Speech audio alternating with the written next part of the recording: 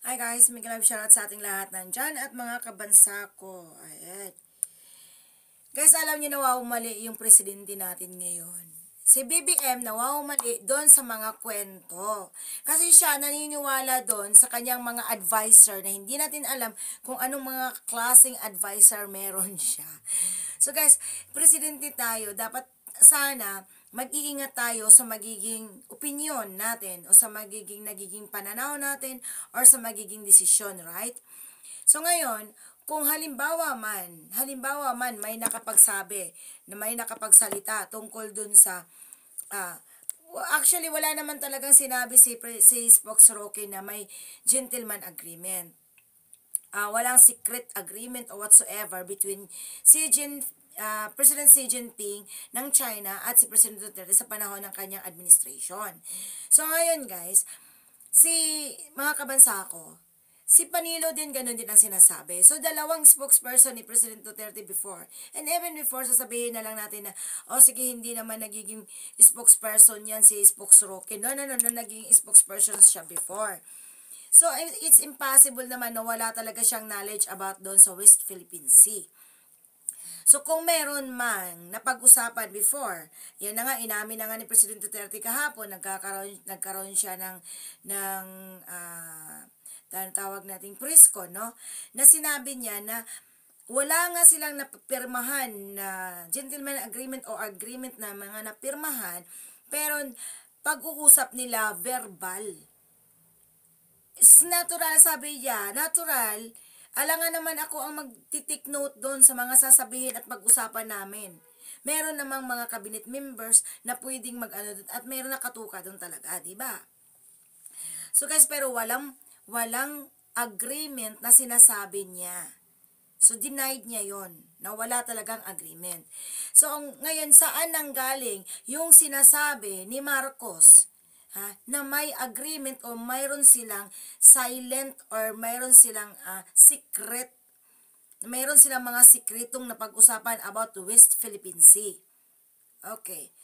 Guys, sinabi na nga ni President Duterte na wala na, parang binigyan niya ng wala siyang hindi niya pakikialaman kung ano man ang nagiging nagiging plano ng China before, basta pagbibigyan ang mga Filipino na mangisda sa West Philippine Sea o sa Ayungin Shoal o sa Scarborough Shoal o whatsoever dyan, no? Doon sa teritoryo ng pag-aagawan na yan, sinabi na yan ni President Duterte na hindi lang naman tayo na Pilipinas ang kumukuha at nagki-claim or claimants nung teritoryo na yan. May China, Japan, and Indonesia, Malaysia, and Vietnam, 'di ba? Sinabi na yan yung mga doon. Teka lang. Kailangan kong mag-charge. So, ang nangyari kasi dito kay President BBM, Presidenting Marcos na to, no? Naniniwala siya sa mga kwento ng iba. Di wari, tumawag na lang kay President Duterte, tatawagan niya si President Duterte. Ano nga ba talaga? Kasi nga, ikaw ang presidente before eh. So bago ako magkakaroon ng fake news sa mga kabansa ko or pagka pupunta ako dun sa mga ibang bansa o sa summit o makikipag-usap sa mga Amerikano, kailangan sigurado ang bibitbitin kong news o topic. 'Di ba? Ang problema ng presidente nyo, kayong mga pro-BBM, wala siyang pakialam sa anong mangyayari, yun lang talaga nun. At wag niyang gamitin na alibay ngayon na wala akong alam. Ano nga ba talaga ang totoo? Meron ba talaga? Nagmumukha tuloy siyang nganga. Nagmumukha siyang wala siyang alam sa kaganapan. Dahil hindi nga siya nagtatanong kay President Duterte as former president at ikaw ngayon ang present president. So, bigyan mo ng respeto ang former president. Magtatanong ka bago ka gumawa ng news. Bago ka magsalita. Nagsalita ka na sa summit, nagsalita ka na kung saan saang bansa, nagsalita ka na about Philippine and West Philippine Sea, about China and Philippines. So yun eh. Wala na eh, nasabi mo na, tapos na. 'Di ba? Guys, kayo mag-iisip ngayon na mga kabansa ko. Kung ganyan ang nagiging presidente natin talaga forever, for how many years pa siyang uupo para sa atin, my God? 2002, 2003, 4. Oh my God, 2 years pa lang siya. 2 years pa lang siya, guys. Meron pang 4 na taon. Pero hindi, sa 2 taon na siya ang nagiging pangulo, my God. Anong disaster na ang ibinigay niya sa bansa natin? Mag-isip-isip kayo, mga pro-BBM. Kaya wag kayong magagalit sa aming mga anti-Marcos. Kasi nga, dahil nararamdaman namin yun, kung kayo ay nagiging blind supporters o blind followers o blind diehard supporters ng BBM na yan, no? Sana mag-isip kayo para sa family nyo. What if kung anong mangyayari sa bansa natin? Ganito ba kahirap ang bansa natin? Ganito ba ang presidente natin? Na gumagawa siya ng sarili niyang